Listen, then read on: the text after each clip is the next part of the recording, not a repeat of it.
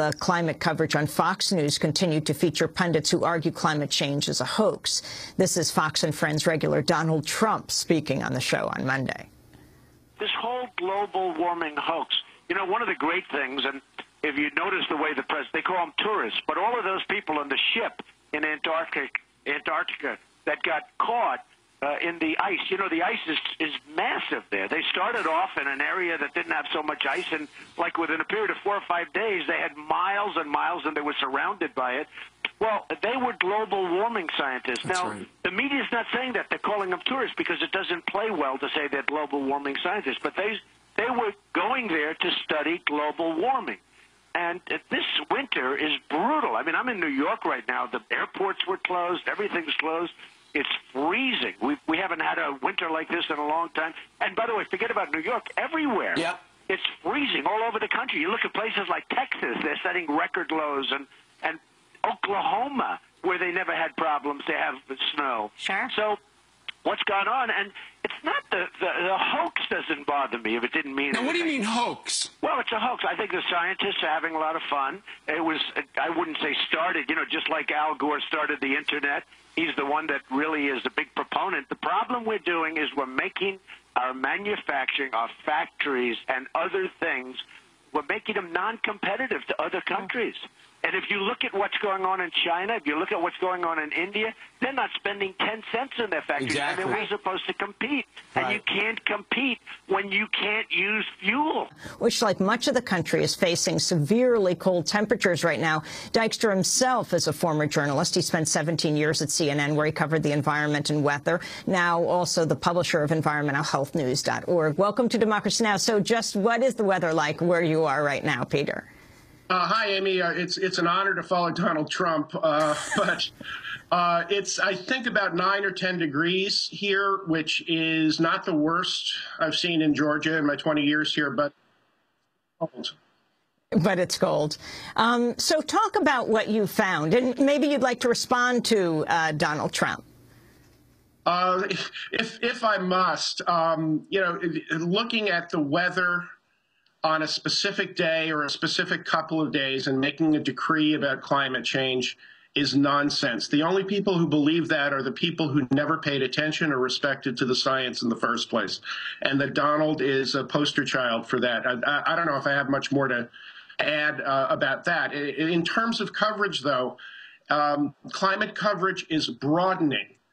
It's not just the science and predictions about what might happen in 20 years, but it's stuff that's in our faces and happening right now.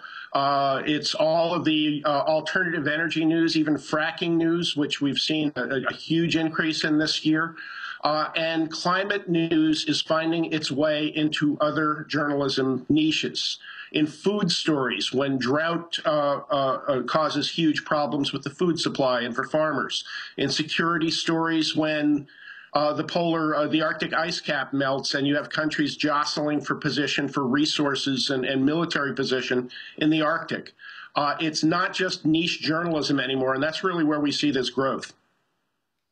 And yet, the massive coverage now of weather everywhere on every network, and so many people are tuning in for it, you rarely see any kind of connection between the meteorologists on television talking about the weather, how cold it is, how you have to bundle up or stay inside, and the issue of climate change.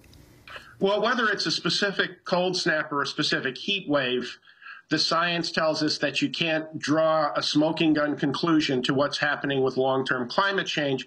But it is time, with all of the bizarre weather we've seen around the world, including the cold weather, including the tragic storm in the Philippines, the record heat in Australia, it's time to start asking questions. And TV, in its failure to cover this, is not just a special case. I think they're a bit more toward a basket case now. There just is no backbone in television news, whether it's the traditional networks or cable news, for talking about climate change in a serious and responsible way. Why? What is preventing them from making that connection? Because doing the occasional special that might be great, investigative, and really hit the mark is not the same as when people are hungry for news and, you know, how to protect themselves and what to wear every day, when it sinks into the consciousness, when it's part of the daily conversation. These are supposedly meteorologists on television, right? They are educated to do this. Most meteorologists got degrees in meteorology, so they're technically scientists. And in local TV or even in network TV, they're close to the only representatives of trained science in television today. I think the issue goes deeper, though. People see controversy around climate change. They see a huge portion of the country that really, really wants to ignore the science and deny that climate change is happening, and they're afraid of offending that segment of their audience. I know from my experience at CNN that they were terrified of driving viewers to Fox by talking seriously about climate change. And what is the role of the advertisers in all of this? Because, of course, you're taking on the oil industry, the coal industry. Well, I would ask people sometime soon, watch a half hour of network news one of the next few evenings. What you won't see in all likelihood is serious discussion of climate change. What you will see are 1 or 2 or 3 commercials from the oil and coal industry talking about generating jobs and keeping the lights lit and keeping America prosperous and keeping us away from foreign oil. And there's no smoking gun to say that all that money coming in from oil and coal ads is impacting things editorially, but that's another question to start asking broadcasters. There's a massive, irresponsible journalistic failure in broadcasting. It's not nearly as bad in print or wire or web, but in broadcast news at the network level on TV, there's just a complete failure to cover this adequately, and at the same time, there's a huge revenue stream from the people who would dearly love to see this topic ignored. Peter Dykstra, can you talk about the New York Times, which last year dismantled its environmental reporting pod and ended its green blog? The Times took a slight dip this year. Actually, the dip wasn't as big as I expected, as a lot of people expected. Just about a year ago, they shut down their environment desk. They no longer have a full-time environment editor. The reporters there don't have a champion and a backstop on environmental stories. A few months after that, they shut down their green blog, which is one of the main outlets.